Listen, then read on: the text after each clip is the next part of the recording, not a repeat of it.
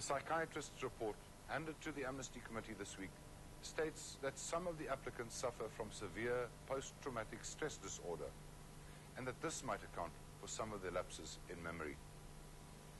But the report also gives a deeper insight into the minds of these 5 policemen.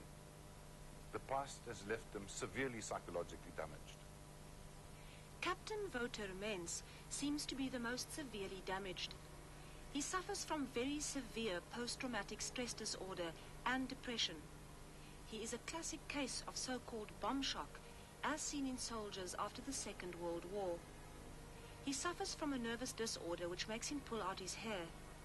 According to the psychiatric report, he is so ill that he should be hospitalized.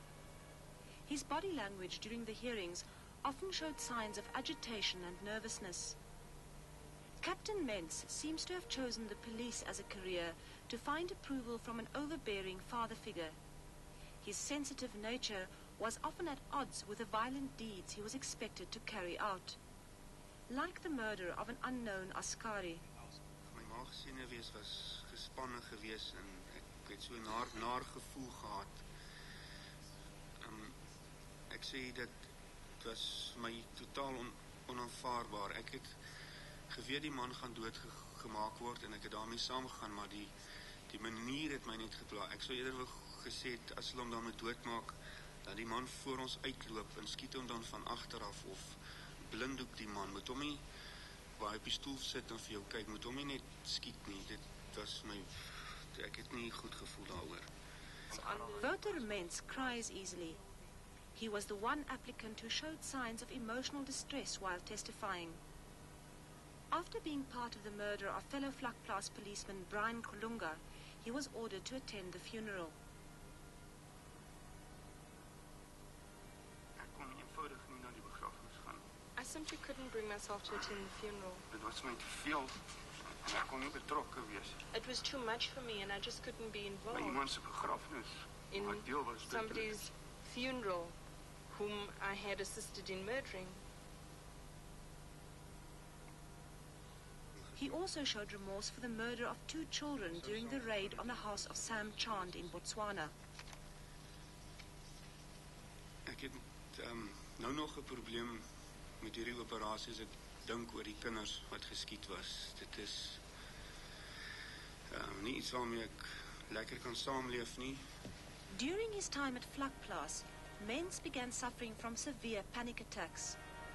Since 1984, he has become too scared to sleep as he constantly relives violent episodes in his dreams. He started drinking heavily to cope with trauma, and today his psychiatrist classifies him as fully dysfunctional.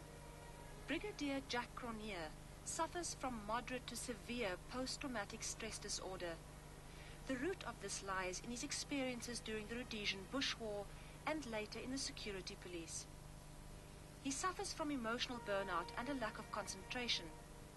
Since the start of the amnesty hearings, his nightmares and flashbacks have got worse. He also suffers from memory loss, which is compounded by severe alcohol abuse in the past. Captain Jacques Hechter is a borderline personality. Emotional stress causes his personality to split into 2 personas. On the one hand, the law enforcement officer, and on the other hand, the so-called white terrorist. This disorder has ironically protected him from developing post-traumatic stress disorder. His extreme memory loss is possibly linked to alcohol poisoning.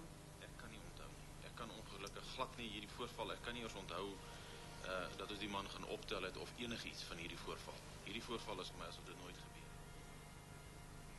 But it is not only the past that has left its emotional mark. The 5 weeks of grueling amnesty hearings have taken its toll on the 5 policemen. Dit maak ons baie moeg. Ons is nie meer kans om aan te gaan. Ons wil graag hoor wat sy uitslag. Ek gaan probeer hierdie storie vergeet. En hoop, ons kry amnestie. Dat ek kan aangaan met my lewe. Is jy redelijk bitter soos jy is het? Ja, ek is bitter. Eindelijk baie.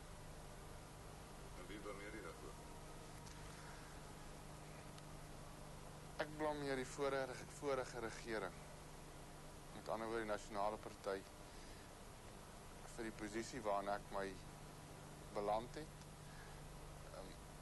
Ek aanvaar verantwoordelikheid vir my dade. Ek sê nie my dade is hulle probleem nie, maar per slot van die rekening het ons toch vir die land op daai stadium geveg. En as jy vir president Mandela vat, hy staan by sy mense. Maar ons leiers, ons gewese leiers, staan nie by ons nie. In daai tyd toe ons hierdie dade gedoen het ons absoluut geglo in wat ons doen is reg. As ek vandag daarna terugkyk en sien ek, dit is eintlik 'n vermorsing van tyd, geld en kosbare menselewens. Dit het geen doel gedien. Absoluut nie. Ons kon eerder by die huis gebly het. Dan sou dit dalk beter gegaan het. Maar dit het net geen doel gedien nie. Dit was 'n vermorsing geweest. Dus wat my betref is die hele Bosoorlog in Suidwes ook dan 'n vermorsing van geld en menselewens. Dan kon ons maar eerder in 1948 kon ons maar algehele verkiesing uitgeroep het. Wat was die doel geweest?